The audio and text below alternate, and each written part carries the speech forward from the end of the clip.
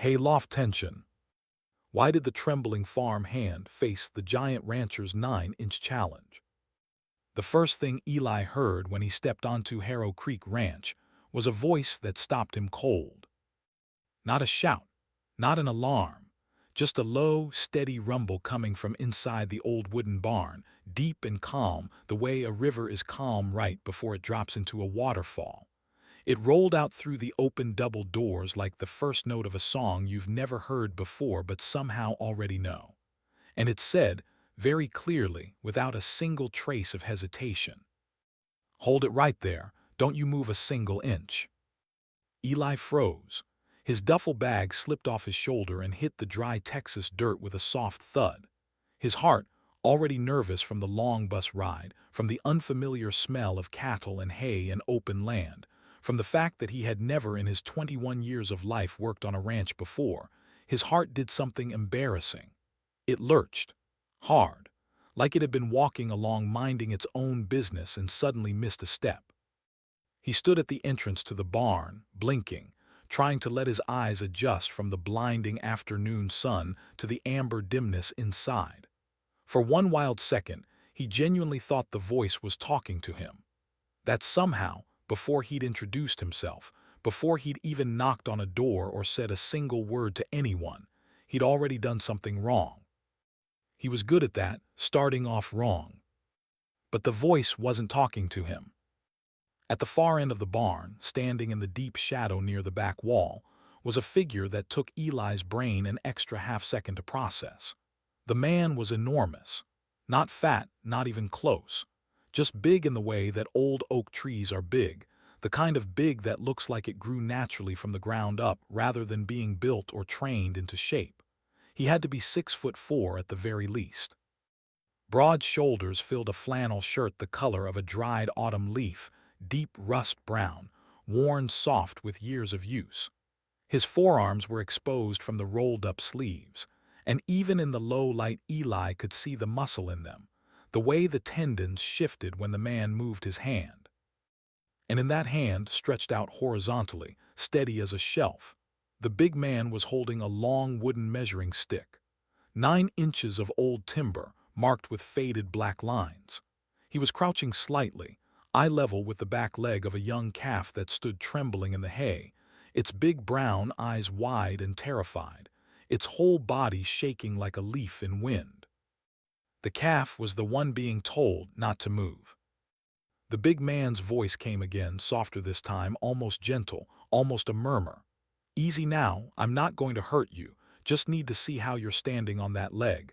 Stay still for me, come on, stay still." And the calf, trembling, terrified, wild-eyed, went still.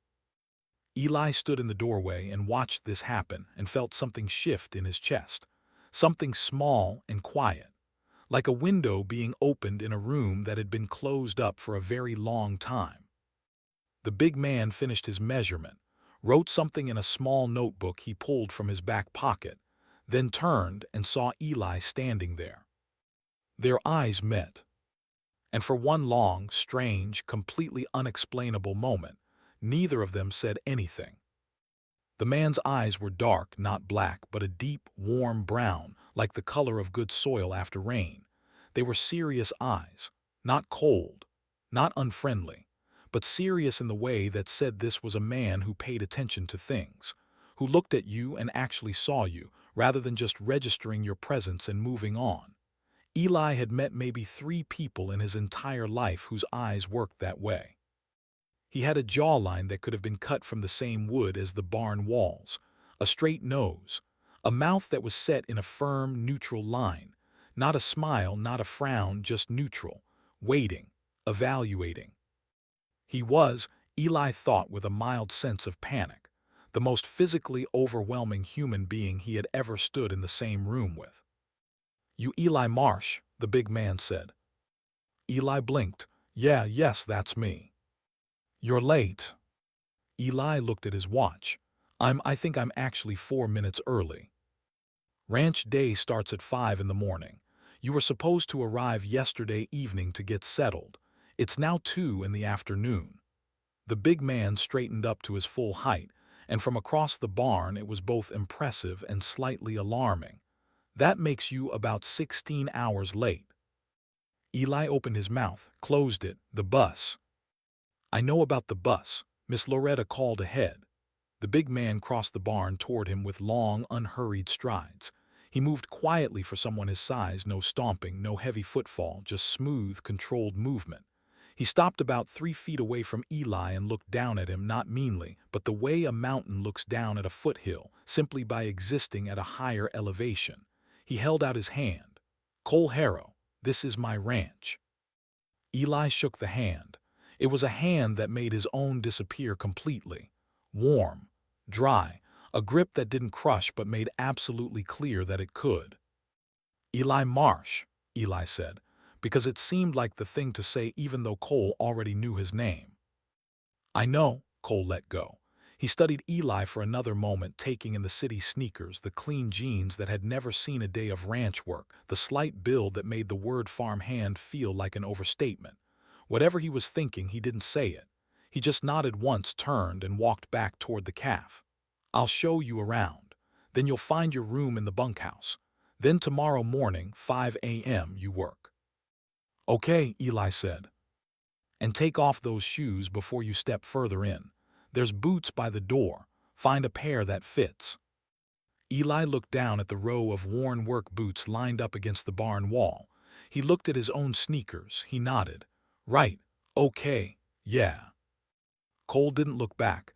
"Don't say yeah on this ranch. Say yes, sir, or just yes. It sounds like you mean it more." Eli blinked at the broad back moving away from him. The flannel shirt. The easy, unhurried walk. The calf watching Cole approach with an expression that, if a calf could look trustful, looked trustful. "Yes, sir," Eli thought, and felt, against all reason, the corners of his mouth try to pull into a smile. He found a pair of boots that fit, laced them up, walked into the barn. The smell hit him immediately, hay and leather and animal warmth and something earthy and old and weirdly comforting, like the smell of a grandfather's garage or a library that hasn't been dusted in years. It was the smell of real work, Eli thought, the smell of things that actually mattered. Cole was crouching next to the calf again, running his hand along the animal's back leg with a focused, careful touch. His big hand moved slow and deliberate, and the calf stood perfectly still, accepting it, like it knew the difference between a touch that meant harm and a touch that meant something else. "What's wrong with her?" Eli asked, keeping his voice low because Cole's whole manner said this is a quiet moment, don't break it. "Nothing serious. Took a bad step in the far pasture 2 days ago, checking if the swelling's down." Cole's eyes stayed on the leg. "It is. She'll be fine." "What's her name?" Cole glanced up at him, a brief flicker of something, surprise maybe, like he hadn't expected that question. "Clara." "Hi, Clara," Eli said. The calf turned her huge brown eyes on him, blinked, didn't move. Cole watched this happen. Then he looked back at the leg. But Eli, standing slightly to the side with his new boots and his city boy posture, and his completely genuine interest in a calf named Clara, Eli caught the very edge of something change in Cole's expression. A softening so small it was barely there. Like 1 degree. Like 1 pixel in a photograph changing from one shade to another. It was gone immediately. Cole stood up, wrote another note in his book, closed it. "Come on, I'll show you the property." 3 hours later, Eli was sitting on the wooden steps of the bunkhouse with his new boots beside him and his feet, aching in a way he had not experienced since the one time in his life he tried to run a half marathon. The sun was going down over the ranch in colors that didn't seem real, deep orange bleeding into pink, then purple, then a dark blue that crept in from the east like something patient and inevitable. The flat Texas land stretched in every direction, big and honest, hiding nothing. No tall buildings to catch the light. No traffic sounds. No phone notifications. Just the creak of the windmill turning slowly in the evening breeze and the distant, low conversations of cattle settling in for the night. Eli had been shown everything. The main house, big, stone-built, old but solid, where Cole lived alone since his father passed 3 years ago. The working barn where the equipment lived. The smaller animal barn where Clara and a dozen other young cattle were kept close. The far pastures where the main herd grazed. The water system, the feed system, the tool shed, the hay storage, the fence line that stretched for what felt like miles. Cole had walked him through all of it in about 2.5 hours. He hadn't rushed. He hadn't been cruel or impatient about the fact that Eli didn't know what half of what he was looking at was called. He'd explained things once clearly and then moved on. He didn't repeat himself unless asked. He didn't make Eli feel stupid. He just informed him. The way a good teacher informs, not performing knowledge, just sharing it like it was the most natural thing in the world. At one point they had walked through the tool shed, and Cole had pulled out a measuring tool, a 9-inch combination square, the kind used in woodworking and construction, and handed it to Eli without preamble. "You'll use this for fence post spacing," he said. "Every post, 9 inches minimum clearance from the rail at the base. Less than that and the wood starts to warp weird from the ground moisture." Eli had held the tool. It was heavier than he expected, solid iron, worn smooth from use. 9 inches, he repeated. Exactly 9, not 8, not 10. 9. Cole had taken it back, demonstrated the proper angle, handed it back. His fingers had brushed Eli's knuckles in the handoff, just for a second. Neither of them had acknowledged it. "You'll carry this with you when you work the fence line, become familiar with it." Eli had nodded, yes. He'd remembered to say, and carried the tool for the rest of the tour. Now, sitting on the bunkhouse steps, he turned the combination square over in his hands. 9 inches of iron and wood, heavy enough to be real, small enough to fit in a pocket. Something about it felt almost like a joke, this tiny precise tool on this enormous sprawling land. Like a single match being used to light a bonfire. The bunkhouse door opened behind him, and a man came out, older, 50s maybe, with a sun-creased face and a white mustache and the rolling walk of someone who had spent 40 years on horseback. He lowered himself onto the step beside Eli with a small grunt. "You're the new hand," the man said. "Eli Marsh." "Ray Denton, been here 22 years. He pulled a toothpick from his shirt pocket, tucked it in the corner of his mouth. "Saw Cole showing you around." Yes. Ray glanced at the measuring tool in Eli's hands. "He give you that already?" "First day." Ray made a small sound, something between a laugh and a hem. "He doesn't usually do that till the second week. Fence line's the most important work on this ranch. He don't trust just anyone with it." Eli looked at the tool. "It's just a measuring square." "It's his measuring square," Ray said. "His father's, actually. Old man Harrow used it every day for 30 years. Cole's had it since the funeral." He chewed on the toothpick. "He handed that to you on day one. That means something." Eli didn't know what to say to that.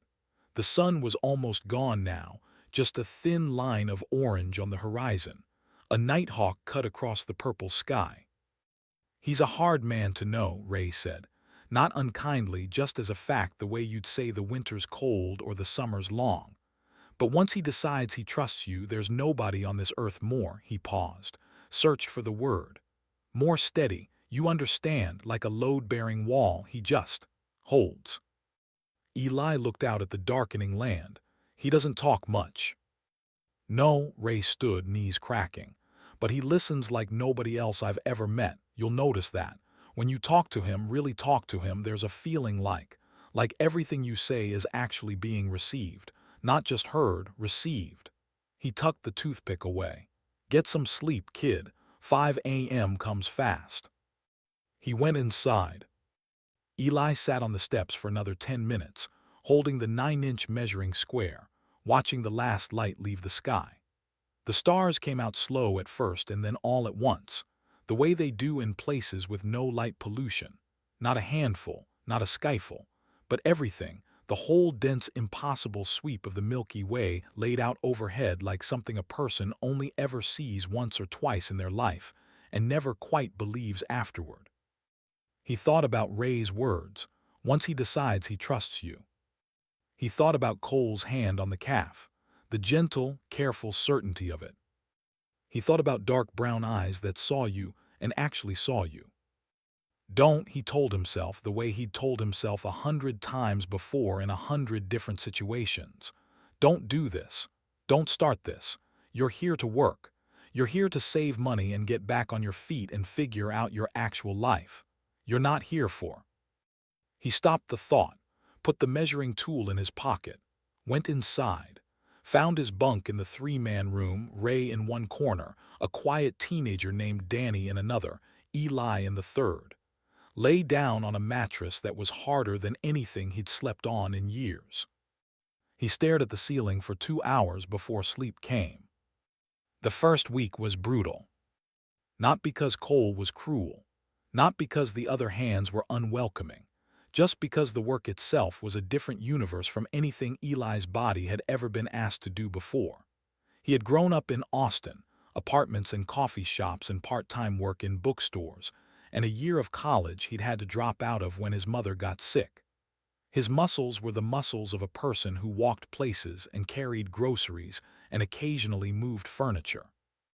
They were not the muscles of a person who was expected to be up at 5 in the morning to help move cattle, repair fence line, carry 60-pound bales of hay, dig post holes in hard Texas clay, and then do it all again the next day.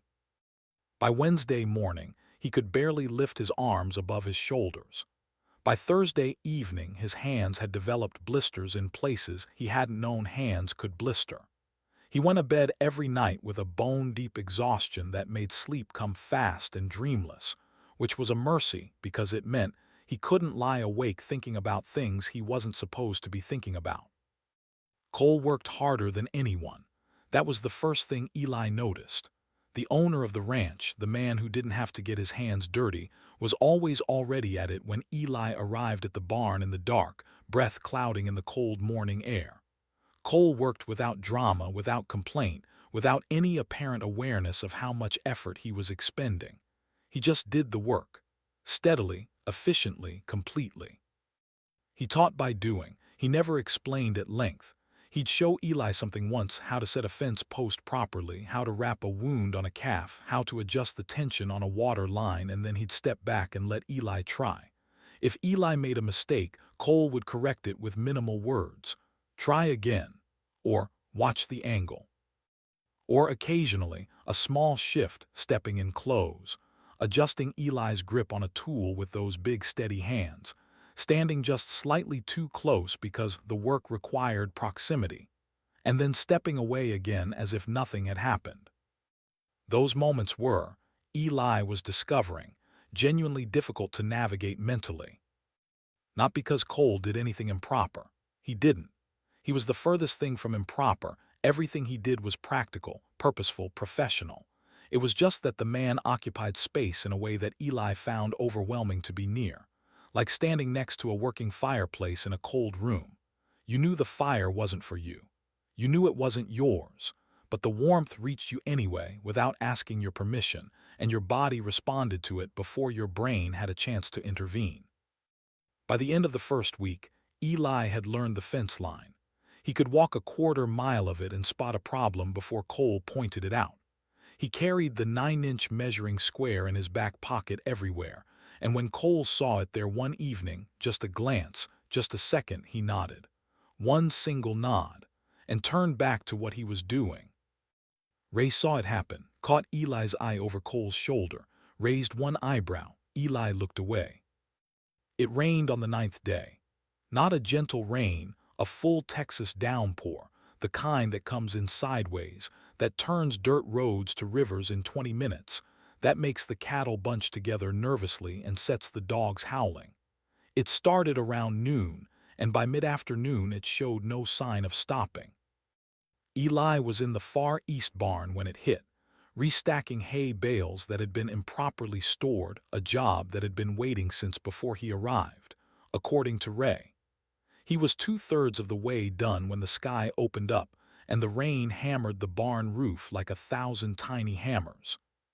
And the temperature dropped 15 degrees in about 10 minutes, and Eli found himself sitting on a hay bale waiting for the storm to ease, alone. Or so he thought. "You didn't finish." He spun around. Cole was standing in the barn doorway, rain dark from the walk across the yard, his flannel shirt soaked through at the shoulders, water dripping from the brim of his hat. He was looking at the unfinished stack of hay bales with an expression of mild assessment. "I was going to keep going, but I thought I'd wait for the rain to." "Rain doesn't stop the work." Cole stepped inside, shaking water from his hat. He was matter-of-fact about it, not annoyed, just correcting a misapprehension. On a ranch, you stop working when the work is done or when it's too dark to see, not when it rains. "Right," Eli stood. "Sorry, I'll finish." "I'll help you finish." Cole set his hat on a post and rolled up his sleeves further, though they were already rolled to the elbow, and moved to the other side of the stack. "Hand me the next one." They worked in silence for a while. Outside, the rain continued, hammering the world into a close, gray intimacy. In here, there was just the hay and the work and the sound of the storm. Their movements fell into a rhythm, Eli passing bales, Cole stacking them with a precise efficiency that Eli found himself trying to match. They were about 5 feet apart most of the time, working in a comfortable, wordless choreography. "You're getting better at this," Cole said after a while. Eli paused, looked up, at stacking hay. "At all of it." Cole shifted a bale into place without apparent effort. "You had bad blisters Monday. They're calloused over now. You were walking wrong in the boots Tuesday heels. Fix that by Thursday. You can read a fence line." Eli didn't know what to do with this. It was stated like a weather report, no warmth, no coldness, just information. But it was noticing, detailed noticing, the kind of attention that required a person to actually look. "I'm trying," Eli said, because that was the only honest answer. "I know." Cole passed the last bale into position and stepped back. The stack was done. He studied it a moment, then nodded. "That's good work." The rain was still going. They both stood for a moment looking at the finished stack, and the barn was warm and dry and smelled of hay and old wood, and outside the world was gray and noisy with rain, and in here it was quiet. "Why did you come here?" Cole asked, not accusatory, just curious, a straight question in that straight way of his. Eli sat back down on a bale. He thought about the question seriously because it seemed like a question that deserved seriousness. "I needed to start over," he said. "My mom got sick a couple years ago. I put everything on hold to take care of her. She died about 8 months ago." He paused. "And after that I didn't know what my life was supposed to be anymore.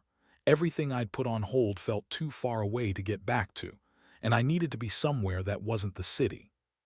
Somewhere that was just real simple, you know." Cole was quiet for a moment. He was looking at the rain through the barn window. "I know," he said. There was something in those two words that was more than just acknowledgement, something personal. Eli looked at him, and Cole's expression was the same as always, steady, contained, but his eyes were somewhere else for just a moment. Somewhere a couple of years back, maybe. "I'm sorry about your mother," Cole said, still looking at the rain. "Thank you." Eli picked at the edge of a hay bale. "I'm sorry about your father. Ray told me 3 years ago." A beat of silence. Cole turned from the window and looked at him, that direct look. "Ray talks. He said good things." "What things?" Eli considered. "That you're steady, that you hold." Cole looked at him for a long moment. Something moved in those dark eyes, something quiet and internal, like deep water when a stone is dropped in and the ripples reach all the way to the bottom before they're visible on the surface. Then he looked away, picked up his hat, settled it back on his head. "Storm's easing," he said. "We've got another 2 hours of daylight." He walked out into the rain, which was, indeed, beginning to ease. Eli sat in the hay for another 30 seconds, feeling the warmth of the barn around him like a living thing. Then he stood up, picked up his gloves, went back to work. The bunkhouse at night, after the day's work, was its own small world. Ray usually sat near the lamp reading, always history books, always American West, covers worn soft as cloth. Danny, the teenager who was 17 turning 18 in 3 weeks and working the ranch for the summer before starting agricultural college in the fall, played games on his phone with his headphones in, a constant low buzz of synthetic music leaking out. Eli usually wrote in his journal. His therapist, the one he'd been seeing since his mother's diagnosis, had told him to do it. Write down what you see, what you feel, what surprises you. He'd been resistant to it at first, but now, 300 pages in over 2 years, he couldn't imagine stopping. The journal was where he put the things that were too unformed to say out loud. He was writing about the Rain Barn moment, not about Cole. He was very deliberately not writing about Cole, just about the feeling of being in a warm barn while rain hit the roof, which was its own thing and had nothing to do with anyone. When Danny pulled out one earphone and spoke. "Hey, Eli." "Yeah." "How old are you?" 21. Danny nodded, processed this. He was a lanky kid with a sunburn he could never quite shake, and a genuine, uncomplicated openness that Eli found refreshing. "Can I ask you something weird?" "Sure." "Do you think Cole's ever do you think he has someone, like a girlfriend or whatever?" Eli kept his pen on the page, kept his voice even. "I don't know why. My cousin tried to introduce him to her friend at the county fair 2 summers ago, and he just was polite and then walked away." Danny chewed a thumbnail. "And there's never any I've been here 2 summers and I've never seen him with anyone. He just works." "Some people are like that," Eli said. "Yeah, but look at him. He could," Danny gestured vaguely. "You know."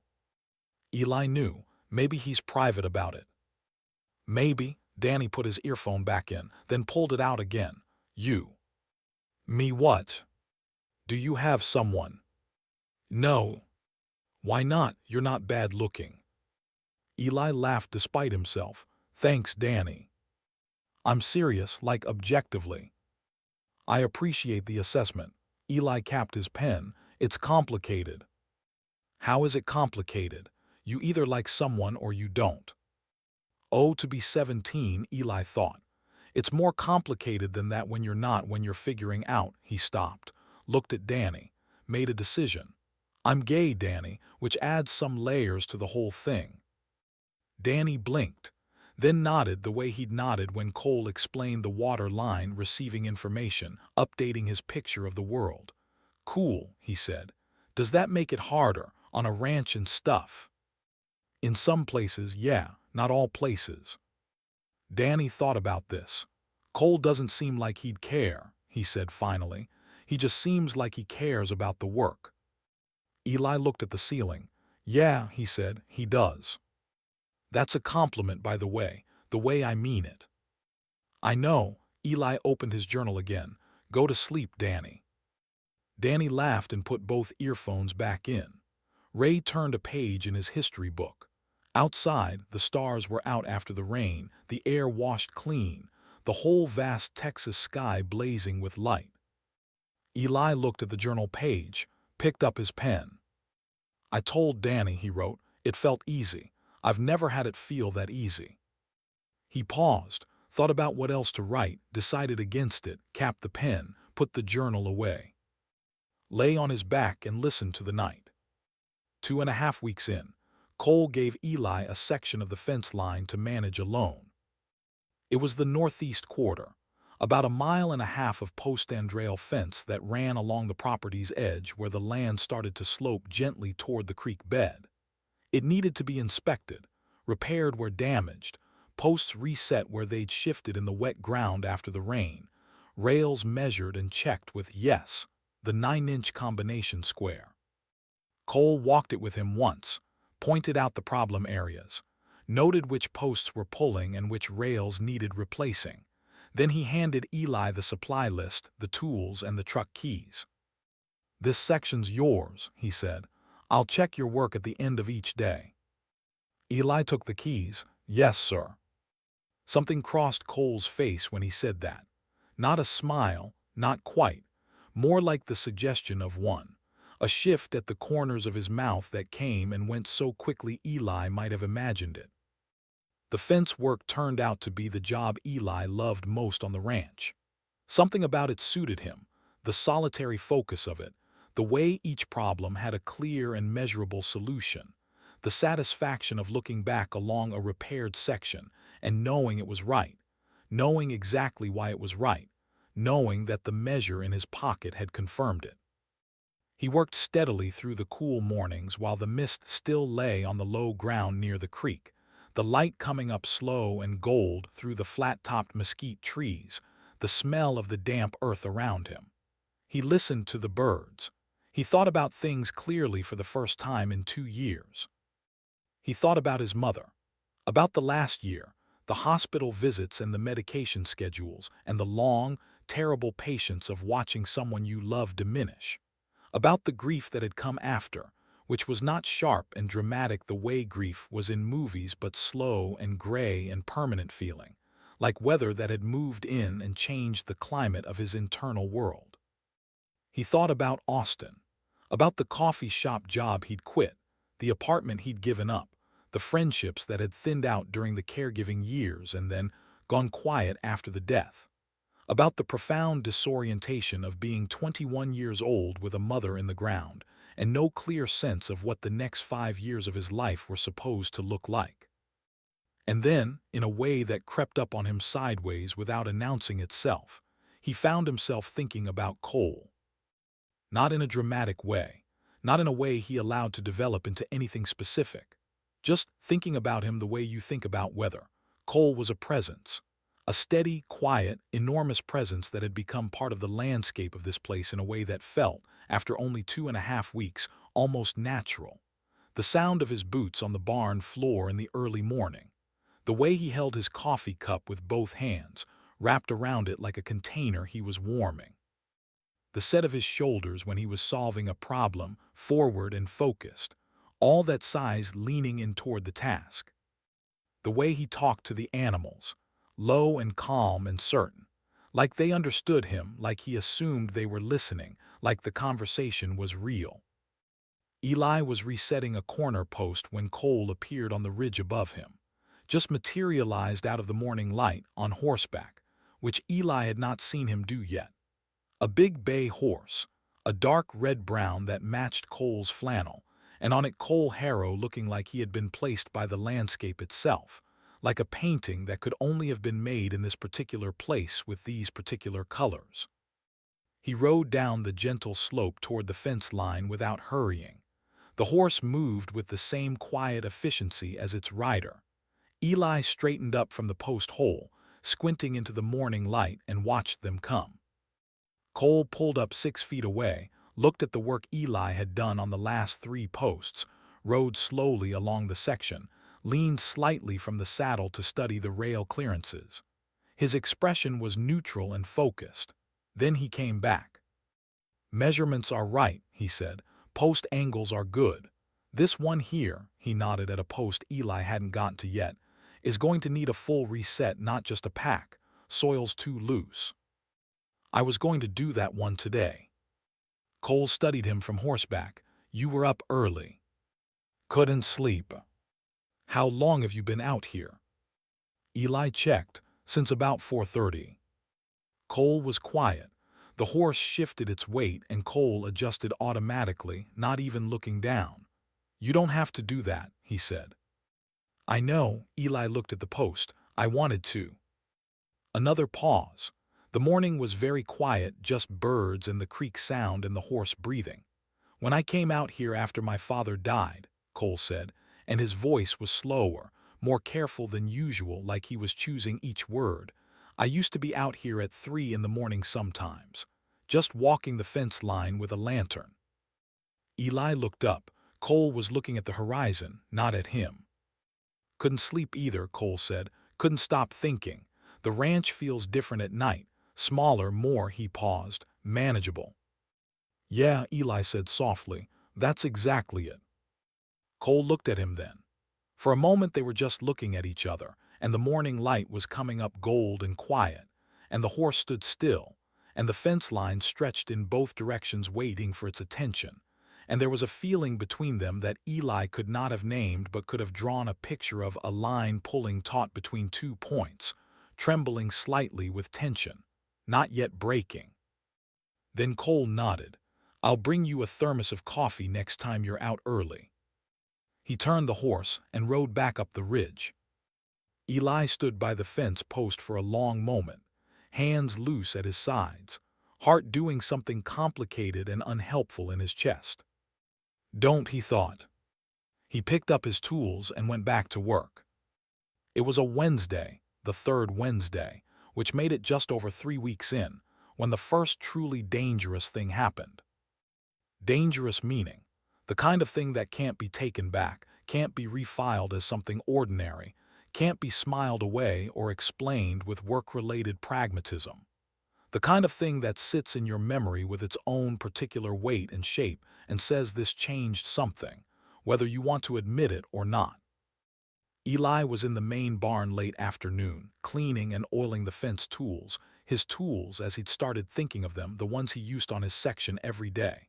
He had them spread on a workbench, going through them methodically, the way Cole had shown him in the first week. The barn was quiet. The other hands had knocked off for the evening. Ray and Danny were in the bunkhouse. Cole was, Eli had assumed, in the main house. He was concentrating on a pair of wire pliers, working the hinge with a rag and a drop of oil, when he became aware that someone had come into the barn. He didn't hear footsteps, just a change in the quality of the silence, the particular change that means a space that was empty is now occupied. He looked up. Cole was standing about 10 feet away, and this was the thing that hit Eli first and hit him hard. He was not wearing his flannel shirt. He had a worn gray t-shirt on, the kind that has been washed so many times it's lost its shape and become something else, something soft and nearly formless. On Cole it wasn't formless.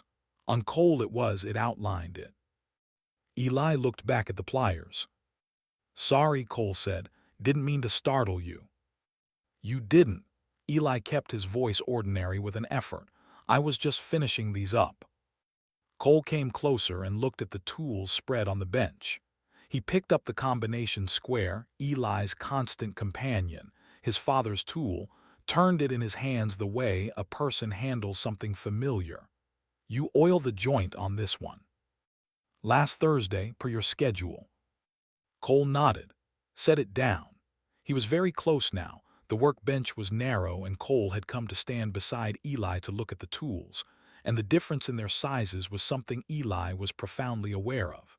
Cole was easily a head taller and probably 90 pounds heavier, and standing this close he was warm in the way large warm-blooded things are warm, a heat that radiated out without trying. "You've taken good care of these," Cole said. He was looking at the tools, not at Eli. "They're good tools, they deserve it." Cole made a small sound, not quite a laugh, more like the acknowledgement of something that amused him without quite breaking through to his face. "My father used to say that, about tools. He said a tool will work as hard as the person who maintains it." That's a good way to think about it. They were standing side by side now, both looking at the tools on the bench, and the barn was quiet and amber-lit, the last of the evening sun coming in through the high west windows in long golden slants. It was very quiet, very still.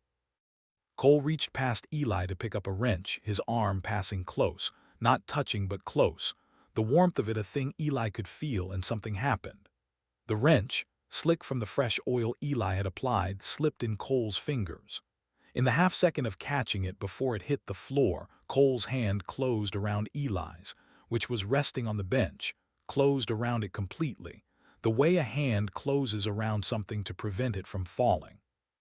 It lasted 1 second, maybe 1.5. Cole pulled back immediately. The wrench was in his other hand. He'd caught it. Everything was fine. Nothing had happened that needed to be acknowledged or discussed. But for that second, 1.5 seconds, Cole Harrow's hand had been entirely around Eli's. Warm and dry and enormous and absolutely still, not gripping. Just present, surrounding there. The silence that came after it was different from the silence before it, different in its texture, different in its weight, like the difference between water before it boils and water after. Eli stared at the tools. His hand was still on the bench. He could feel where Cole's hand had been. Cole set the wrench down, straightened up. "I'll let you finish," he said. His voice was even, perfectly, carefully even. He walked out of the barn. Eli stayed at the workbench for a very long time. He didn't pick up anything. He just stood there, looking at the tools, with his heart going at a pace that was completely unreasonable given what had just, or hadn't just, happened. He picked up the journal that night and opened it to a blank page, sat for 5 minutes, wrote one sentence. "I think I'm in trouble." Closed the journal, turned off the light, lay on his back in the dark with his eyes open, listening to Ray breathe and Danny's music and the quiet, enormous Texas night. He arrived on a Saturday. A green truck Eli didn't recognize, pulling into the yard around noon, parking beside Cole's truck with the easy confidence of someone who knows they're welcome. He was good-looking in a direct, uncomplicated way, dark curly hair, easy grin, the kind of face that has never had to work hard for approval. He jumped out of the truck and crossed the yard toward the barn where Cole was visible, and Cole turned and saw him and Cole smiled. Eli had not seen Cole smile yet. Not a real one. The small softening he'd caught twice before, those were shadows of smiles, the suggestion that the capacity for smiling existed. But this was a real smile, full and warm, changing his face entirely, making him look younger and more open, and beautiful actually. There was no other word, and he crossed the yard in 5 strides and pulled the curly-haired man into a hug that was enormous and brief and completely natural. Eli, who was standing near the bunkhouse with a bucket of fence supplies he'd been sorting, watched this happen, felt something sharp and unpleasant move through him, filed it immediately under. "Not your business, not your feeling, put it away," picked up his bucket, went around the other side of the bunkhouse. "That's Marcus Ray's," Danny said from behind him, making Eli jump. "He owns the next ranch over, like 30 miles. Him and Cole grew up together." "Old friends," Eli said, keeping his voice flat and informational. "Best friends, kind of. He comes maybe once a month." Danny was watching the 2 men in the yard with the unconcerned observation of someone who has no particular stake in the situation. "They go into town sometimes, or Cole goes over there for something. Looks intense when they talk, like real important stuff, but they're always like, you can tell they really trust each other." Eli nodded, picked up another handful of fence clips. "Good to have people like that." "Yeah," Danny looked at him sideways, then very carefully looked away. Eli went to work on the fence line that afternoon and stayed there until dinner. At dinner, the long table in the barn where the hands ate together, which was one of Eli's favorite parts of the day.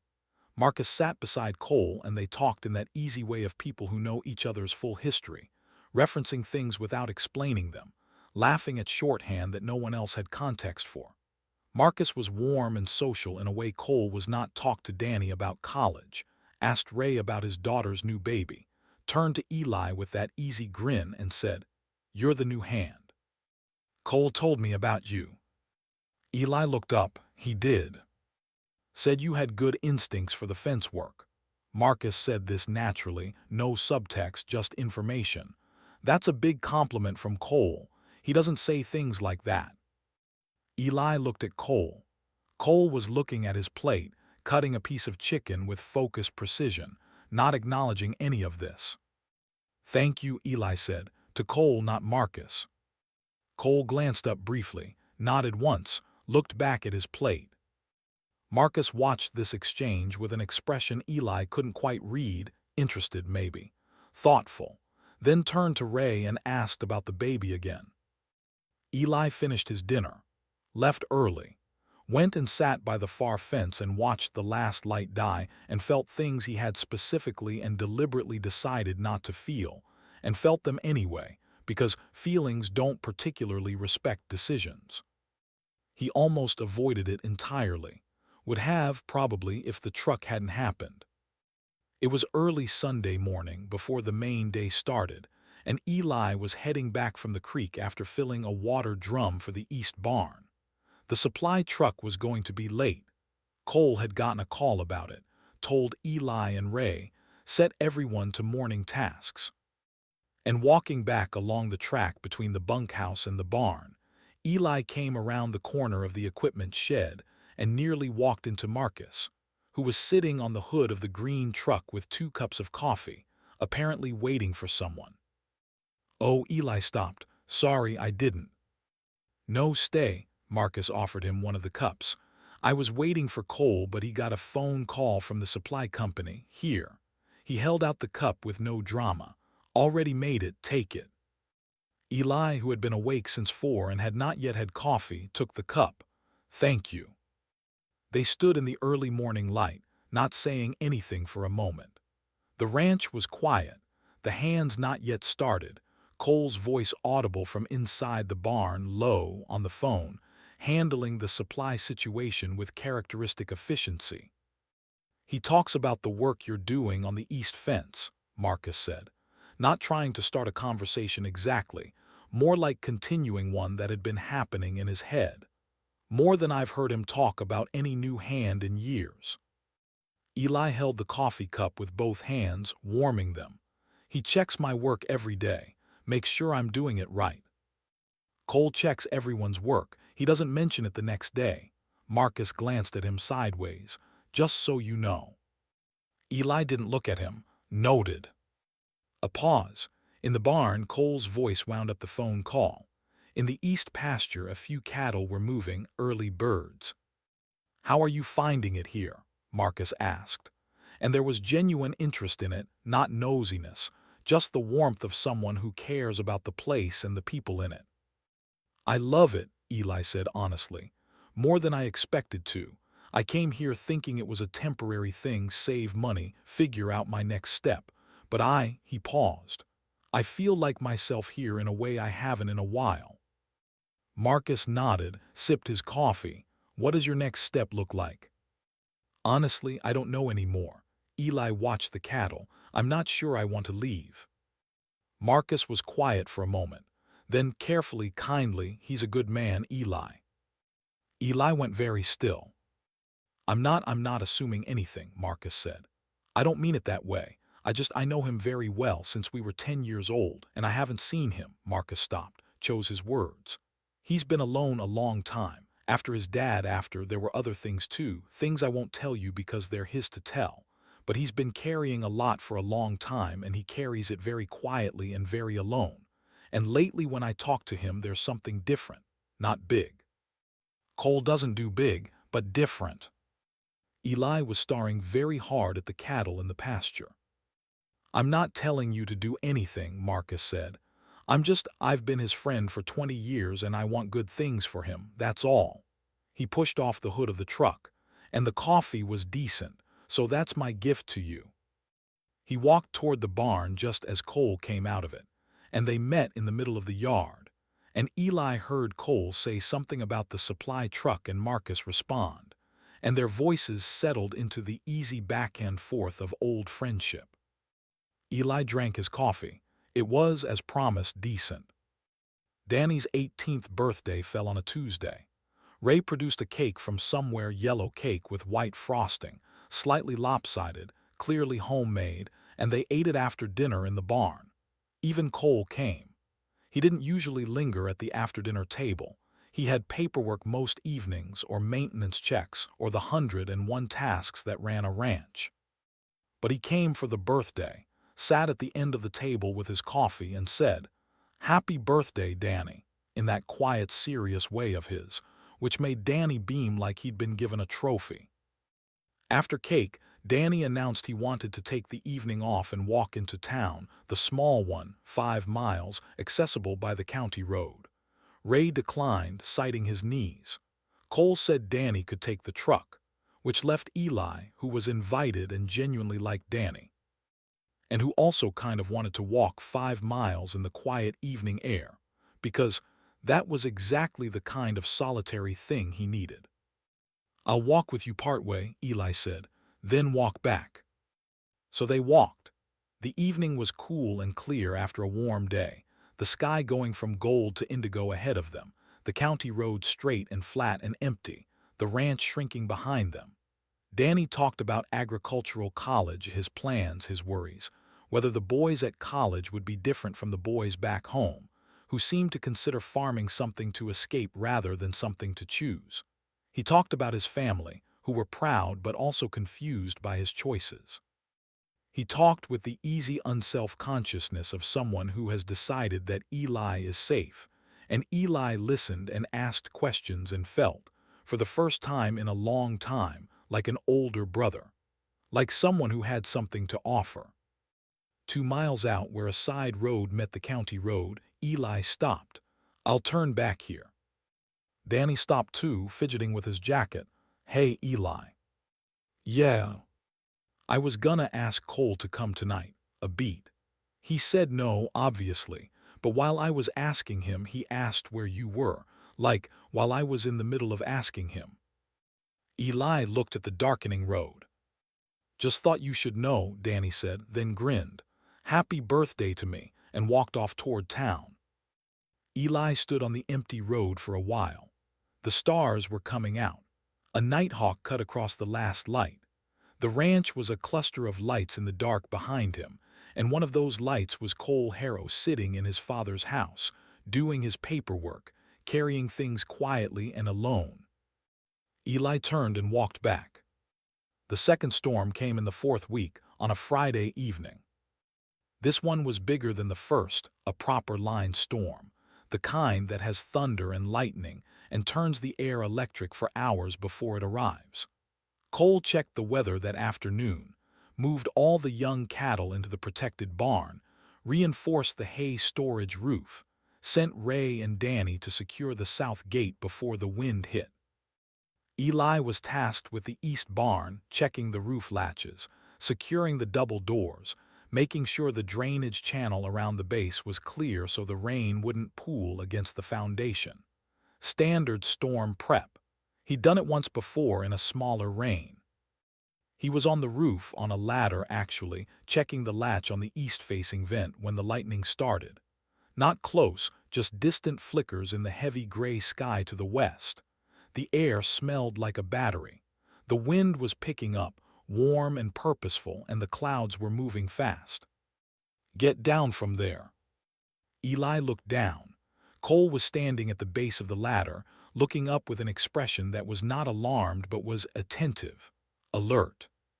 "I'm almost down now," not sharp, just absolute, the voice that a calf obeyed without question. Eli came down the ladder.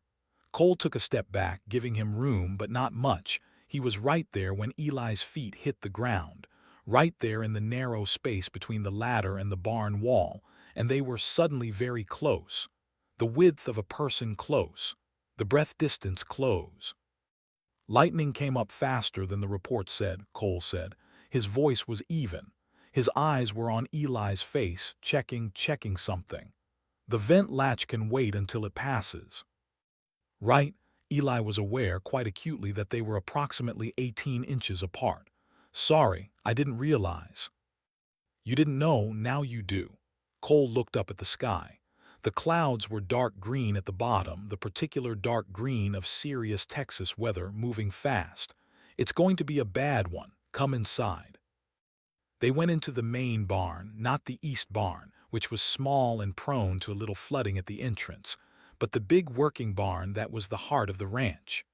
Cole pulled the double doors almost closed, leaving a gap for air movement, and the barn went amber and close and warm. The storm arrived 10 minutes later. It was a genuinely impressive storm. The lightning was constant and close, illuminating the whole landscape through the crack in the doors in brilliant white flashes. The thunder came right behind it, not the rolling thunder of a distant storm but the immediate, percussive crack of lightning striking nearby, the kind that you feel in your chest as much as hear with your ears. The rain was the kind that comes in sheets. The wind was real.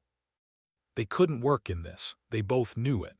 They sat Cole on a hay bale, Eli on the workbench, and waited it out. The horses were settled and calm. They'd been through storms before. The cattle in the protected barn were making noise, but not panic noise.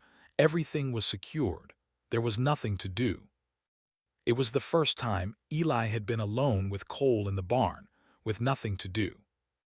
They sat for 10 minutes without speaking, listening to the storm. The lightning flashes lit Cole in sudden sharp relief. The line of his jaw, the set of his shoulders, the way his hands rested on his knees, open and still. Between the flashes in the amber lantern light, he was all warm shadow and steady presence. "Tell me something," Eli said. "He didn't plan it, it came out on its own." Cole looked at him. "What?" "Anything, tell me. I don't know. Tell me about when you were a kid on this ranch." He paused. "You grew up here." "Born here." Cole's eyes went somewhere past the barn walls. "My father's father built the main house. My grandfather and grandmother had this ranch from nothing, bought the land for almost nothing because nobody else wanted this much flat land this far from the road. Everyone thought they were wrong. They weren't wrong." "What was your dad like?" A beat, then slowly, big, quiet, funnier than you'd expect. He never wasted words, but when he chose to say something funny, really funny, not just polite smile funny, the whole room stopped. Cole's mouth did that thing, the not quite smile. He could fix anything, anything. You brought him something broken, something that should have been thrown away, and he would just look at it, turn it over, think about it for a few minutes, and then fix it. "Like you." Cole looked at him sharply. "The calf, on my first day, the way you looked at her leg." Eli met the look steadily. "The way you studied it before you touched it, like your hands needed to understand it first." The lightning flashed. In the white light, Cole's expression was complex, something moving through it that his careful steadiness usually kept completely below the surface. Something that looked, for just a moment, like being seen and not knowing what to do about it. "He taught me that," Cole said, quieter. "He said if you rush to fix something, you fix the symptom. If you understand it first, you fix the problem." Eli nodded. "That's the best piece of advice I've ever heard." "He had a lot of them." Cole looked at his hands. "I still hear him sometimes, working. I'll be doing something and I'll think about how he would do it, what he would say, whether he'd—" He stopped. His jaw was tight for a moment. "Whether he'd be satisfied." "He would be," Eli said, quiet and certain. Cole looked at him again. The storm went on outside, dramatic and loud. In here they were still. "You don't know that," Cole said. "I know what this ranch looks like. I know how the fence line holds, how the animals are kept, how everyone who works here talks about you." Eli held the gaze. "I've been here a month and I can tell you with complete confidence he would be satisfied." The silence that came after this was the loudest silence Eli had ever sat in. It pressed against the air like the storm pressure outside, like something that had to break one way or another. Cole reached forward and, with the deliberate, careful movement of a man who has thought about something and decided to do it, put his hand on Eli's forearm. Just rested it there, big and warm and still. "Thank you," he said, low, meaning it in all the ways a person means something when they only have 2 words to say it with. The lightning flashed again. The thunder rolled immediately after. In the lit moment, they were both very still, Cole's hand on Eli's arm, Eli not breathing, the storm outside saying things in its loud, wordless language. Then Cole removed his hand, stood up, went to check the horses. Eli sat on the workbench and put his own hand over the place where Cole's had been, as if trying to keep the warmth in. The storm lasted another hour. They waited it out together, mostly in comfortable silence. When it eased, they went out and made the rounds, checking the drainage, the cattle, the east barn vent that was fine, the south gate that Ray and Danny had secured well. Professional, purposeful, 2 people doing their jobs. But that night Eli wrote 6 pages in his journal. The most he'd written at one sitting since the week after his mother died. Marcus came back the following weekend. This time he stayed 2 nights. On Saturday evening there was a bonfire in the yard, a real one, big enough to be seen from the road, the kind that gets started after the day's work is done and the food is eaten and nobody has anywhere to be. Ray brought out a bottle of something. Danny had a guitar he could play 3 chords on but played them with considerable enthusiasm. There were a few neighbors, a family from the property south, their adult son, a couple of women from town who knew everyone here and were known by everyone in return. It was the most social thing Eli had seen happen on Harrow Creek Ranch. He sat on a log with his bottle and watched. He was good at this, sitting at the edge of things, observing. His therapist had once said he had the gift of radical noticing, which sounded like a compliment but sometimes felt like a curse, because you couldn't unnotice things once you'd noticed them. He noticed Cole across the fire, firelight playing on his face, looking more relaxed than Eli had ever seen him. Talking to the neighbor's son, a rancher himself who obviously knew Cole well. Laughing, actually laughing, a real quiet laugh, head tilting back slightly, a sound Eli had never heard him make before. He noticed Marcus beside Cole watching the fire, occasionally leaning close to say something low that made Cole shake his head with that half-smile. Old ease, the comfort of 20 years. He noticed the moment when Marcus glanced across the fire and found Eli looking. Their eyes met. Marcus did nothing dramatic, just gave a small, understanding nod. The kind that says, I see you, and I see what you're doing, and it's okay. Eli looked away. Around 9 o'clock, when the fire had settled and the bottle had gone around twice, and Danny was on his 7th 3-chord song, Eli got up and walked to the fence at the edge of the yard. He needed a minute away from the fire and the warmth and the social ease of people who all knew each other. He needed the dark for a second. He heard footsteps behind him. He knew whose they were before he turned. Cole stopped beside him at the fence. He had a bottle of water he hadn't been drinking, Eli realized. He'd had the sociability without the alcohol, which somehow seemed exactly like him. They both leaned on the fence rail and looked out at the dark land. Didn't think you'd still be up, Cole said. I like the bonfire. You looked like you needed the quiet. Eli turned to look at him. Cole was looking at the dark. You noticed that? I notice things. Ray said that about you.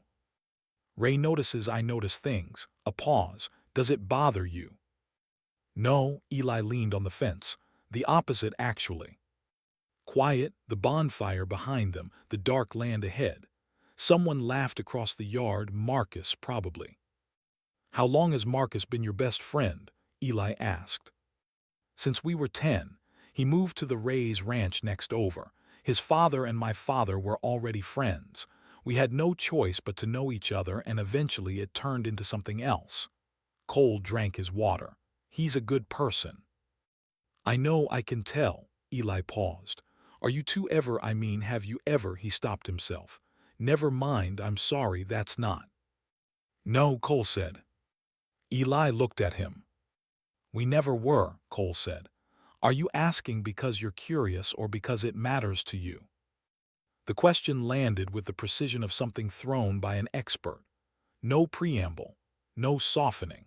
Just the question, out in the open air, quiet and direct, and behind them the bonfire crackled and Danny played his 3 chords and the Texas night was big and clear and uncompromising. Eli's heart was going at the pace it had been going in the barn with the tools and the accidentally touching hands. I don't know, he said, which was a lie. He did know. Cole was quiet for a moment. Then, it's okay not to know. Which was the kindest, most careful, most completely Cole Harrow way to respond to that lie that Eli could have imagined. They stayed at the fence for another 10 minutes, saying nothing, and the night around them was warm and full of fire sound and laughter, and something between them was stretched tight as a fence wire on a cold morning, humming with a tension that had nowhere to go. Then Cole pushed off the fence and went back to the party. Eli stayed a little longer. Looked up at the stars. You're so far in already, he thought. You know that, right? The stars didn't answer. They never did. But they were magnificent, which was something. Something changed after the bonfire. Not dramatically. Not with a clear cause that could be pointed to and said, there, that was when. More the way weather changes gradually, subtly, until you realize one morning that the season has shifted while you weren't watching. The air between Cole and Eli became more careful. Not cold. Not unkind. Just measured. Maintained at a certain deliberate distance that had not been maintained before. Cole still checked Eli's fence work every evening. Still gave instructions, still corrected errors, still showed up with that thermos of coffee on mornings when he saw the east barn light on early. But there were no more long conversations in the barn. No more sitting out a storm together. The touch in the workshop had not been repeated, not even accidentally. It was as if something had been noticed, the mutual specialty of both of them. And the noticing had been startling enough to require a reassessment. Eli understood it. He even respected it in a way. Cole Harrow was not someone who moved quickly toward things that frightened him. He moved slowly, deliberately, with full understanding of the terrain before him. The same way he moved toward a frightened calf, careful, certain, unwilling to rush and risk damage. The problem was that the distance felt like cold after the warmth. Felt like a window closing after it had been, briefly, wonderfully open. Eli channeled the tension into work. This was his reliable response to anything emotionally difficult, the disciplined redirection of inner chaos into outer productivity. His section of fence line was the best-maintained quarter-mile on the property. He helped Ray reinforce the hay storage without being asked. He took on extra tasks.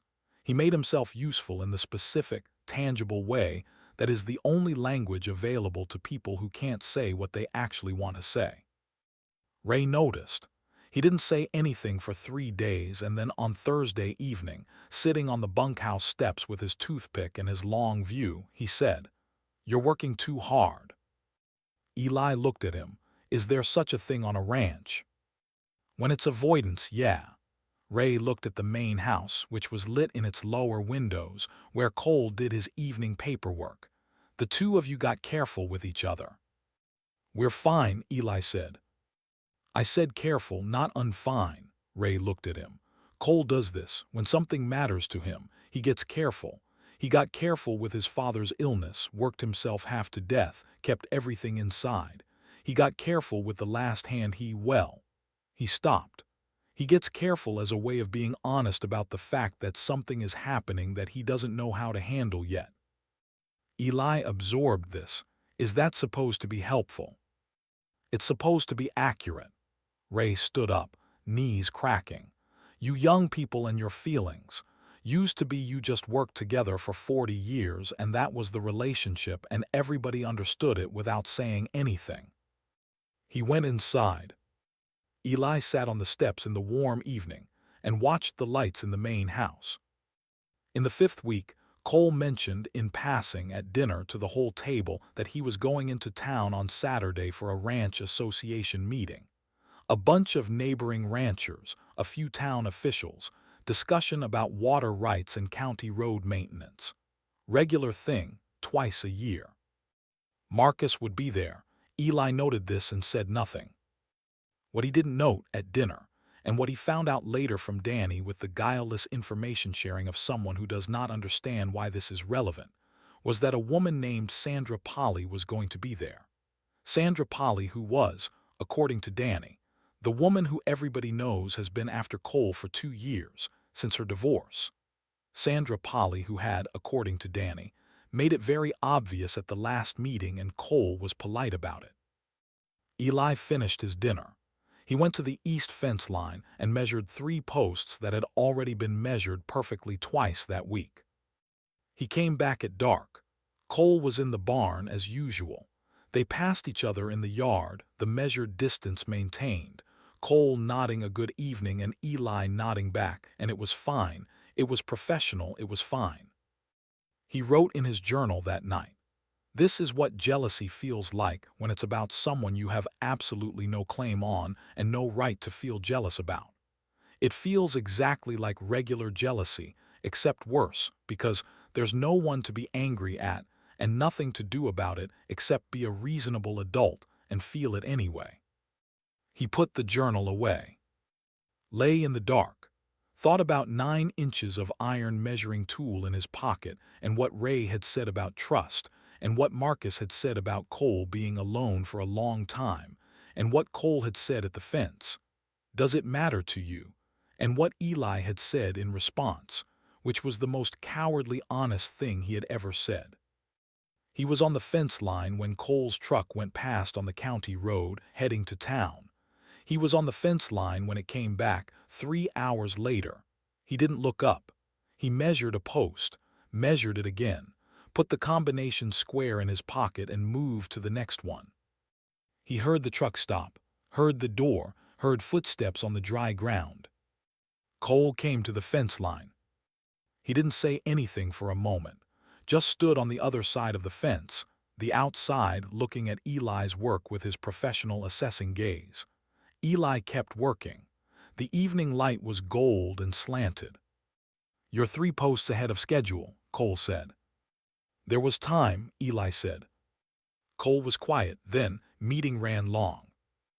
"Oh," Eli kept his voice even. "Everything okay, the water rights thing." "Resolved for now." A pause. "Sandra Polly asked after you." Eli stopped, looked up. "She asked after me." "She asked if the new hand was settling in. I said yes." Cole's expression was entirely neutral. His eyes, though, were doing the deep-water thing. "I thought you should know." Eli had no idea what to do with this information, or with the fact that Cole had apparently considered whether Eli should know it. That was considerate of Sandra. "She's a considerate person." Another pause. "She's also—" Cole stopped, looked at the fence rail. "It doesn't matter." "What doesn't matter?" "What she is." Cole's jaw was set. "It doesn't matter to the situation." The situation. Eli put the combination square away, stood up straight, looked at Cole across the fence. "Cole." Cole looked at him. "I don't know what situation you're referring to," Eli said carefully, "but I feel like there's something happening between us that we keep walking up to and then walking away from, and he took a breath. "I'm not good at that, the walking away." Cole's expression did not change, but his breathing did, just slightly. The slow, controlled breath of someone keeping very still on purpose. "I know you are," Cole said. Eli waited. "I know you are," Cole said again, quieter. "I'm aware of it, He put both hands on the fence rail, and the fence rail took the weight the same way everything on this ranch took Cole's weight, steadily, without complaint. "I need to be sure about something before he stopped. "I move slowly, with things that matter." "I know," Eli said, and he did know. And somehow knowing this, hearing Cole say it out loud with that careful, steady voice, was more than anything dramatic or impulsive would have been. It was better than a grand gesture. It was better than 100 words. It was Cole Harrow telling him, "You matter enough that I need to be certain." They stood on opposite sides of the fence. The evening light came down between them, warm and gold. A hawk circled somewhere high above. "Okay," Eli said. Cole nodded. They worked together on the last 3 posts in the easy, quiet companionship of 2 people who have said something important without saying it, and the tension between them was still there, would probably always be there, he thought, taut and warm and alive, but it had shifted. It was no longer the tension of something unknown. It was the tension of something known and being handled with care. In the 6th week, a letter came. Eli recognized the return address. The graduate program at UT Austin, the one he'd applied to before his mother got sick, the one he'd deferred when she needed him, the one he'd made a phone call about 8 months ago, just after she died, just as the grief was at its blankest and most shapeless, when he'd been trying to think of something to aim at. They had a spot for him, fall semester, starting in 4 months. He read the letter twice, sat with it for the rest of the morning, put it in his jacket pocket, and spent the afternoon on the fence line thinking about what it meant. It meant going back to Austin. Going back to the city, the apartment, the academic world he'd wanted before everything changed. It meant leaving the fence line and the combination square, and the sound of cattle in the evening, and the smell of hay and the stars with no light pollution, and the breakfast table and Ray and Danny and. He made himself stop. It meant making a real decision about his life, the one he'd come here to avoid making.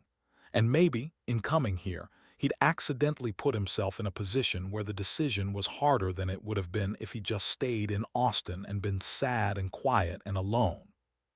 He told Ray that evening, because Ray had a way of receiving information without judging it. Ray said, "When's the deadline?" 3 weeks to respond. 3 weeks is a good amount of time. Ray looked at his history book. Have you told Cole?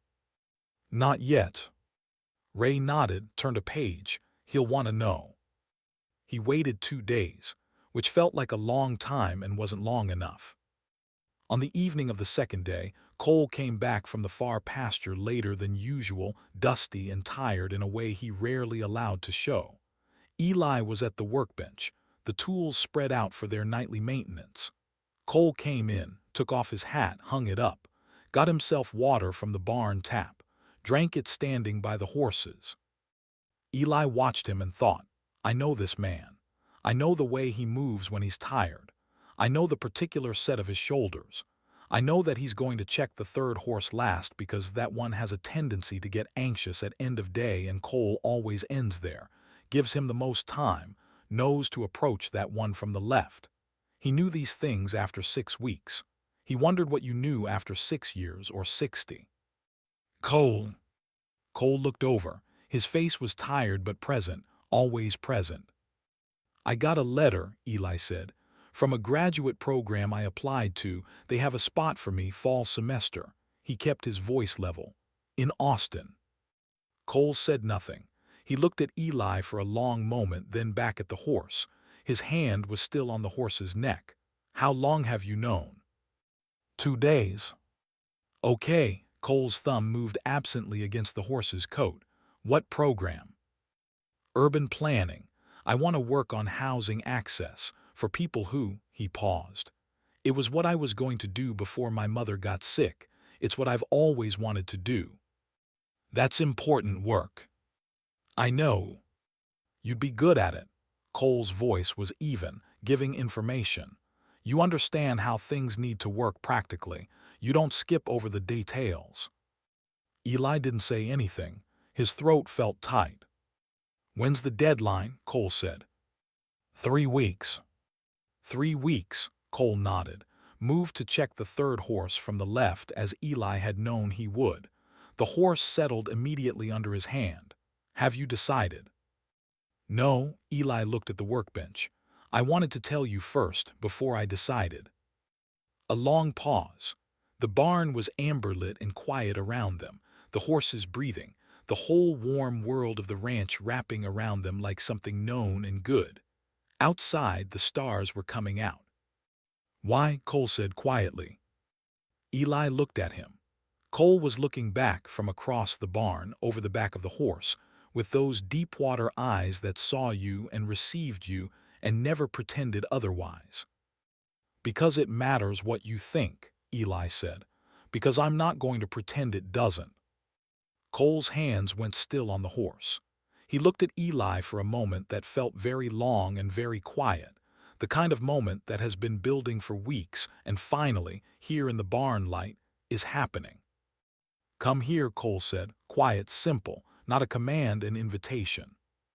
Eli crossed the barn. He stopped about 3 feet from Cole.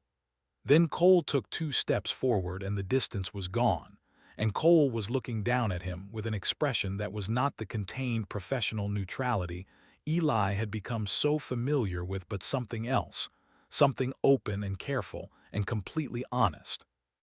I don't want you to stay for me, Cole said. That would be wrong. That program is your future, your real future, the thing you were going to have before. Cole, I need to say this. The deep voice, very quiet. I don't want to be the reason you don't take a thing that belongs to you." "You're not the only reason," Eli said. "There are 100 reasons: the work, the land. The fact that for the first time in 2 years I feel like a person again, not just a person who's been surviving." He paused. "You're one reason, not the only one." Cole was very still. "And it's 4 months," Eli said. "Not permanent, not—" He stopped. "I don't know what it is. I just know I need to tell you before I decide, and I need you to tell me what you're thinking because I've been trying to read between the lines for 6 weeks and I'm—" His voice cracked slightly. "I'm tired. I'm tired of not knowing." The barn was so quiet, just the horses, just them. "I'm thinking," Cole said slowly, each word placed down with care like something heavy being set on a surface that needs to hold it, "that I have not been this occupied by another person since I was 17 years old, and that it frightens me a little, and that I've been trying to be careful because frightened and careful are the same thing to me, and that—" He stopped, took a breath, "and that it matters to me what you decide. It matters significantly." Eli could feel his heart beating everywhere in his chest, in his throat, in his wrists. "Okay," he said. "Thank you for telling me that. Thank you for asking." They stood in the barn light, very close, looking at each other.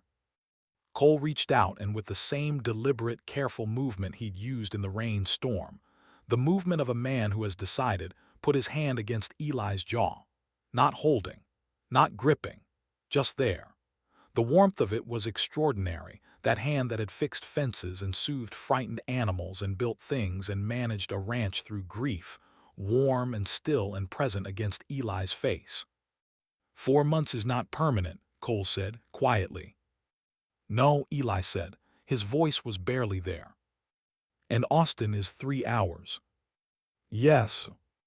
Cole's thumb moved slightly against his cheek, the most minimal movement, the most enormous thing. "Then decide what's right for your life," Cole said, "and come back." Come back, 2 words. The most important 2 words that had ever been said in this barn or possibly anywhere. Eli's eyes stung. He blinked it back. Cole's hand was still against his jaw, steady and present and warm, and the barn was quiet, and the horses were breathing, and outside the Texas night was clear and full of stars. And here in this amber-lit space something had been said that could not be unsaid, named that could not be unnamed, acknowledged that would live now in the permanent record of both of them. They stood together for a long moment.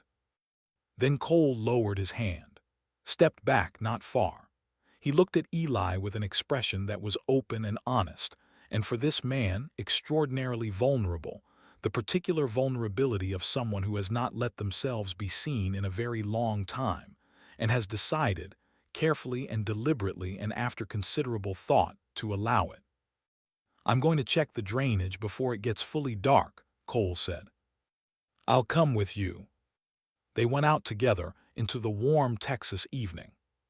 He answered the letter the next morning, accepted the spot, deferred to fall semester which they allowed.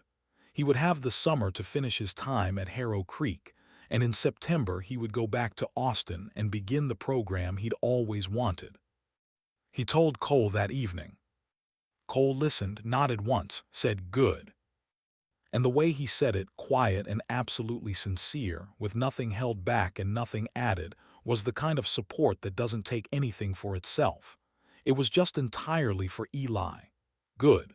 Your future is good and you are good for choosing it, and I am glad for you. Nothing asked for in return. Nothing withheld. Eli thought, I want to deserve this man.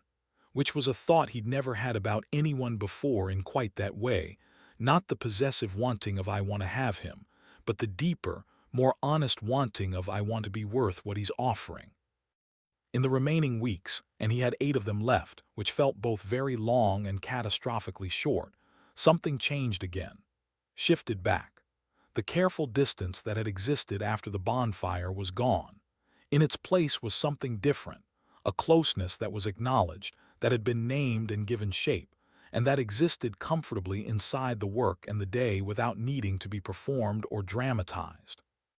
They talked more, at the workbench, at dinner, walking the fence line together when there was a repair too complex for one person, real talking, the kind that builds a person's knowledge of another person into something dense and three-dimensional. Eli learned. Cole had wanted to study veterinary medicine before his father got sick. He read novels in the winter when the days were short. He couldn't eat capsicums of any kind, which he found somewhat embarrassing. He had been in love once at 23 with a man who had moved away and not come back. He had not, until recently, expected to be in love again. Cole learned. Eli had been writing stories since he was 12. He was afraid of deep water, not shallow lakes and oceans, not ponds. He had his mother's nose and his absent father's eyes, which he'd always found that strange duality difficult to look at in a mirror. He had never had a relationship last more than 4 months, not because he was difficult but because he had always, somehow, been the one who cared more, and had learned to see that as a fault rather than a feature. "It's not a fault," Cole said when Eli told him this. They were on the fence line, the sun going down behind them. "It makes things harder. Things that matter are harder." Cole said, a post with the even, precise force of someone who knows exactly how hard is hard enough. That's not a flaw in the thing. That's evidence of value. Eli looked at him. Cole wasn't looking back. He was measuring the post clearance, 9 inches, the combination square in his hand. But the words had been completely intentional. Chosen. Placed. Eli picked up a rail and handed it over without a word. The night before he was supposed to leave, his truck rented, his bags packed, the journal 3 times its original thickness from 8 weeks of writing.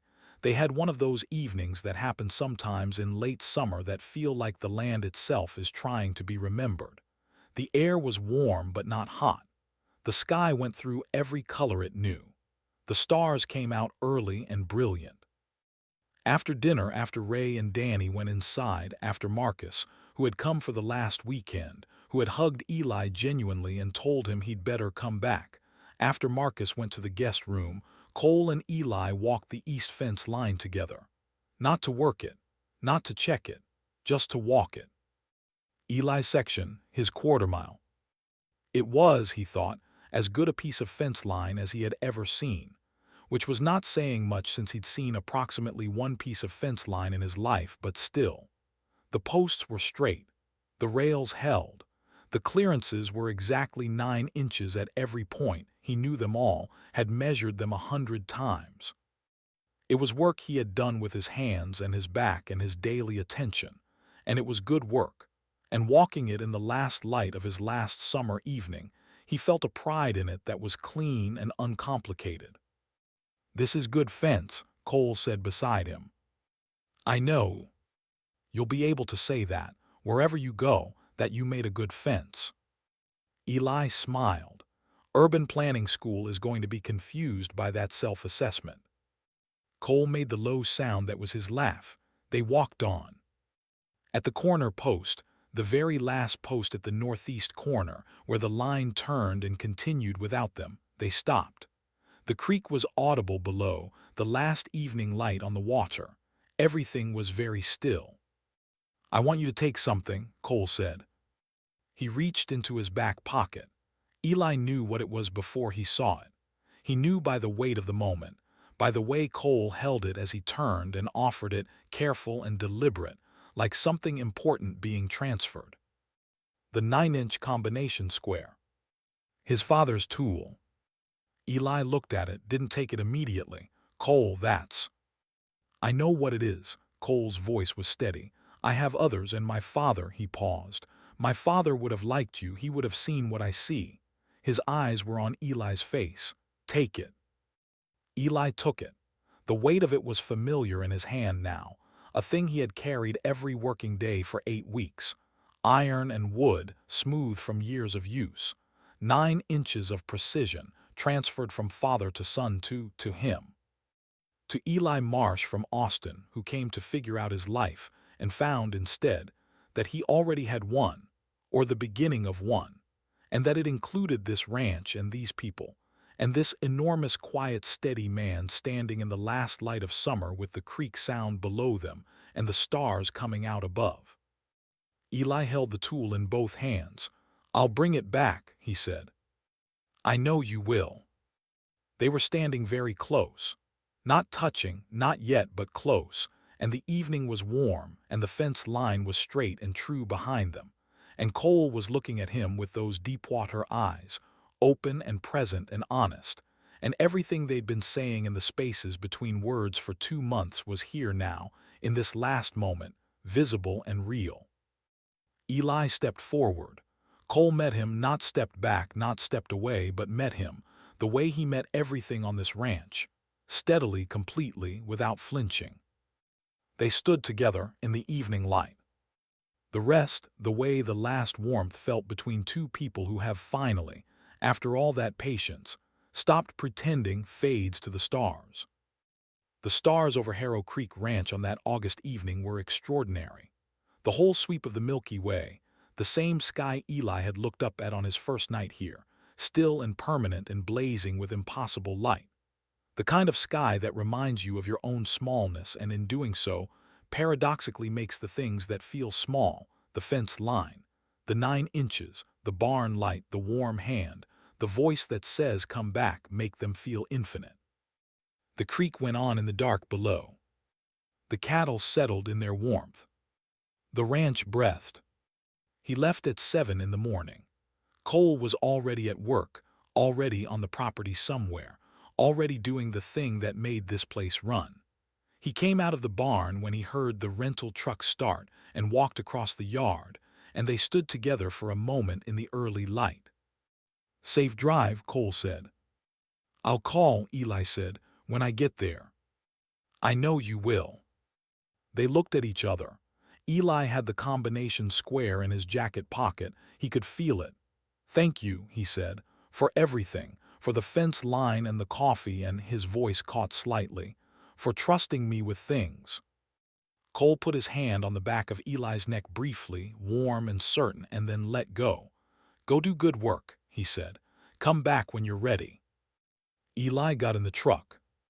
He drove down the ranch road to the county road, and at the junction he looked in the rearview mirror, and Cole was standing in the yard watching him go, not dramatically, not with any performance of feeling, just watching.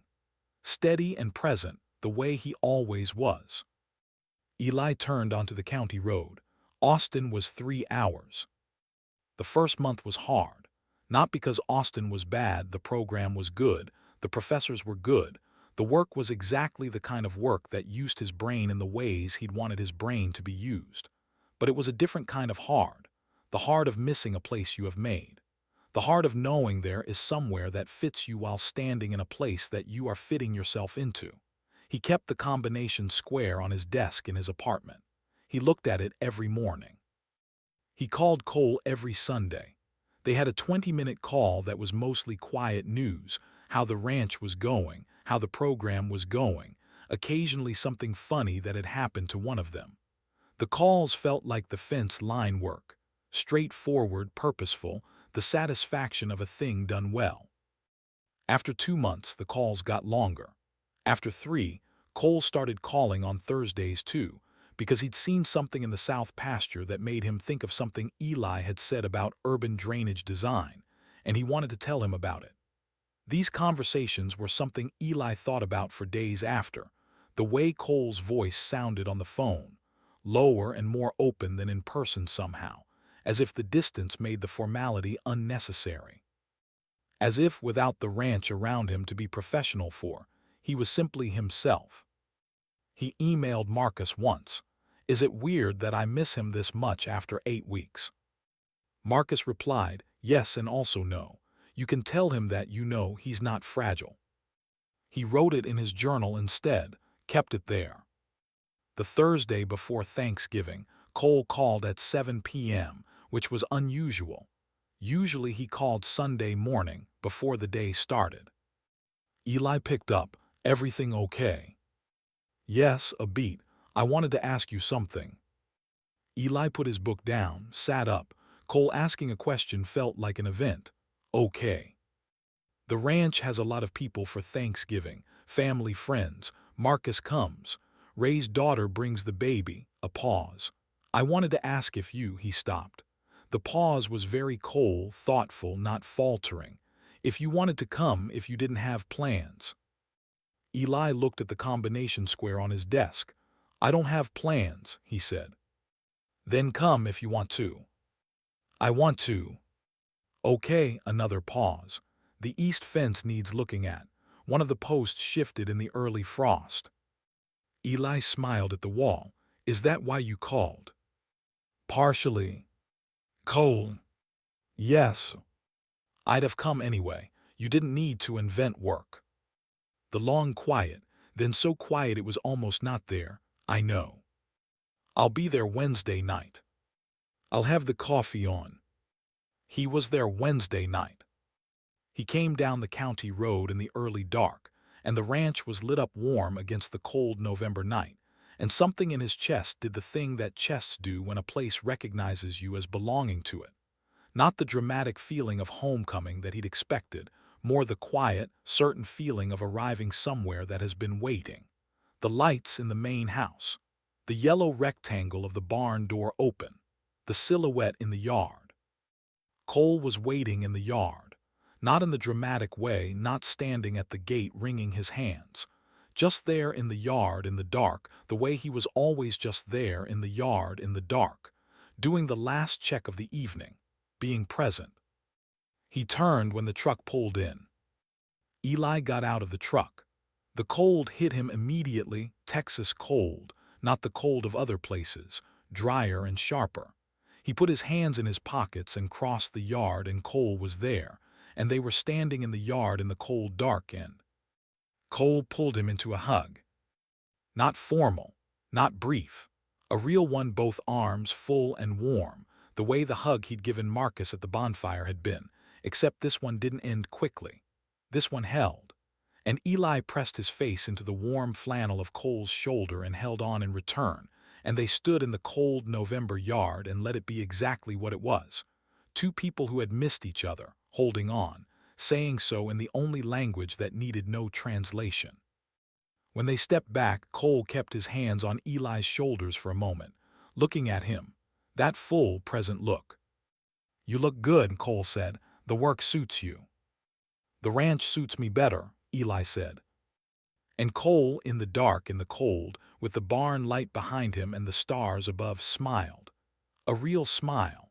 The full one, the one that changed his face and made him look younger and open, and like the kind of person whose warmth you'd walk toward across any distance.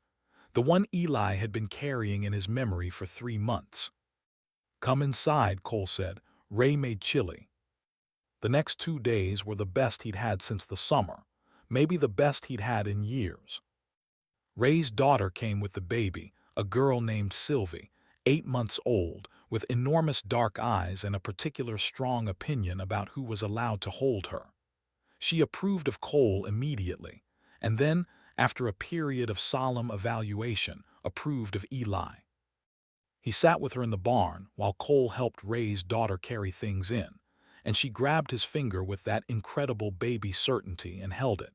And he thought about his mother, who would have been 48 this year and would have made a magnificent grandmother someday.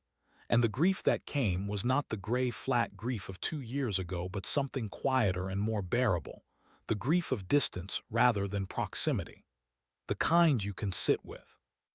Marcus arrived Thursday morning with pies and loud opinions about the best way to cook turkey, which Cole listened to with infinite patience and then ignored completely, cooking it his own way. The kitchen of the main house smelled like a thing that homes are supposed to smell like on days like this, warm and full and particular. Eli helped in the kitchen. This surprised Cole briefly, then didn't surprise him. You cook, he said. My mother taught me. She said it was the most important practical skill. She was right. They worked in the kitchen together, Cole and Eli, navigating the space with the ease of two people who have learned each other's rhythms over months of working side by side. No collision, no friction, just the comfortable choreography of shared space, shared willingly. At some point Marcus came in for more coffee, saw them at the counter together, looked between them and said absolutely nothing. Just poured his coffee and left. but he was smiling in a way that Eli caught the edge of before the door swung shut. Dinner was loud and warm and long. Ray told stories about the ranch from 20 years ago that Cole occasionally fact-checked with mild, precise corrections, which made Ray laugh. Marcus's pies were objectively excellent. Sylvie fell asleep in Cole's arms in the kind of total boneless baby sleep that means absolute trust, and Cole held her with the same careful, certain tenderness he held everything fragile, a broken tool, a hurt animal, a conversation about things that mattered. Eli watched this from across the table and felt something settle in him. Not a decision exactly. Deeper than a decision, more like a recognition. The particular recognition of, this is a real life. This is what a real life looks like. Not perfect, not uncomplicated, but real and warm and full of people who were trying their honest best with what they had. After dinner, after dishes, after Ray and his daughter had gone with the sleeping baby and Marcus had retired to the guest room with the gentle discretion of an excellent best friend, Eli and Cole sat in the main room of the big stone house. It was the first time Eli had been in the main house for more than a few minutes, and sitting in it, on the old, comfortable furniture, with the fire going in the stone fireplace and the ranch outside in the dark, and the whole history of the house and the walls around them, felt like being let into something. "This is a good house," Eli said. "It's old," Cole said. "Things keep breaking. Things can be fixed." Cole looked at him. In the firelight his face was warm and open. "My father's workshop is out back," he said. "I've been meaning to clean it out. It's been 3 years." "I could help with that," Eli said, "if you want help." Cole looked at the fire for a moment. "I'd like that." Then he looked back at Eli. "How much longer do you have in the program?" 2 semesters, finish in May." "Then what?" Eli held his gaze. "Then I figure out where the work is, where I should be, a pause, where I want to be." Cole nodded. He reached across the space between them, the couch gap, the arm's reach distance, and put his hand over Eli's, the way he had in the rain barn, the way he had on the workbench, except this time it was unhurried and entirely intentional. He turned his hand so their palms were together, and held on. "I'm glad you came back," Cole said. "I told you I would." "I know he stopped. "I'm glad." They sat by the fire. The ranch was quiet around them. The fire made good sounds.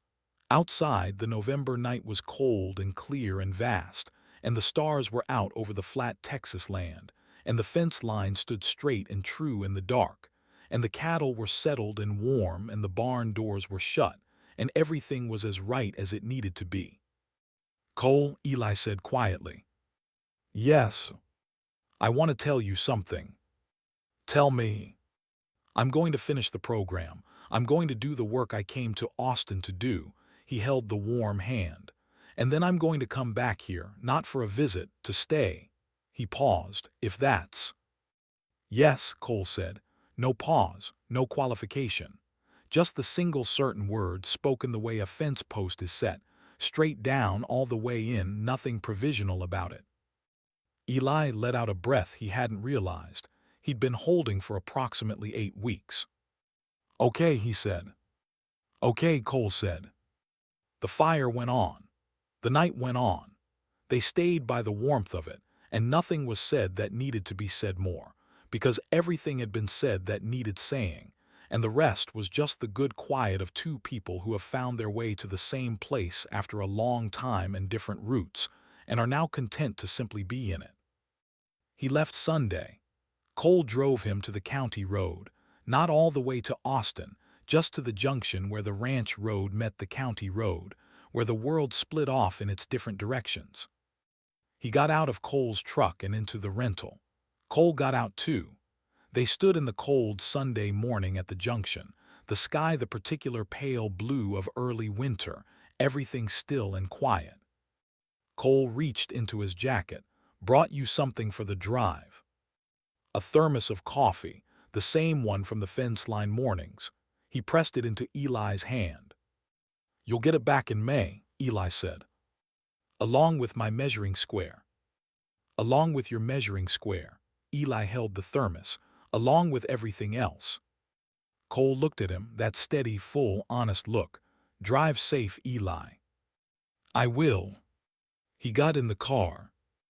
At the junction, heading toward the county road, he watched Cole in the rearview mirror, standing by the truck, not moving, not looking away. Steady, Eli thought. Load-bearing just holds.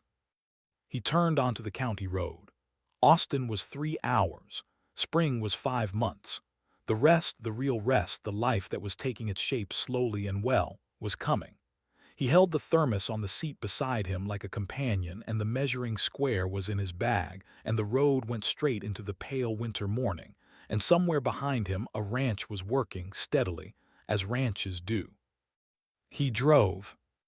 Epilogue May. He finished his last exam on a Thursday, packed his apartment on a Friday, loaded everything he owned into his car on a Saturday morning, put the combination square on the seat beside him where it could see. It took 2 hours and 45 minutes. He came down the county road in the May afternoon, and the land was all spring green, the kind of green that makes Texas look gentle, the mesquite trees soft with new growth, the air warm without weight. He turned onto the ranch road. The gravel crunched under his tires the same way it had on the first day. The gate swung open on its rusty hinge. The ranch was full and busy with the good noise of the season, cattle in the pastures, the windmill turning, Ray at the far gate, Danny's voice somewhere near the north barn. The smell of hay and leather and earth that was, he knew now, the smell of the most real place he had ever been. He parked beside Cole's truck, got out, put the combination square in his pocket. Cole came out of the barn. He stopped when he saw Eli, just stopped, stood in the barn doorway in the afternoon light in his autumn leaf flannel and his straight, steady way of being in the world, and looked. Eli walked across the yard toward him. They met in the middle. You came back, Cole said. I told you I would. You took 3 hours and 20 minutes. That's longer than usual. I stopped for coffee. Eli reached into his pocket, held out the measuring square. Yours, I believe. Cole looked at it in Eli's hand, then back at Eli. His expression was all the things it was now, steady and warm and open and certain, the way it had learned to be over the months of calls and visits, and the long, patient understanding of two people who had taken their time and gotten it right. He took the measuring square. Then he took Eli's hand. Come and see the east fence, Cole said. One of the posts shifted in the spring thaw. I've been waiting for you. You couldn't fix it yourself. Could've, he held the hand, didn't want to. They walked across the yard together, into the warm Texas afternoon, toward the fence line and the creek, and the long familiar geography of a place that had become, without either of them quite deciding it, home. The measuring square was back where it belonged. So was Eli. The end for now.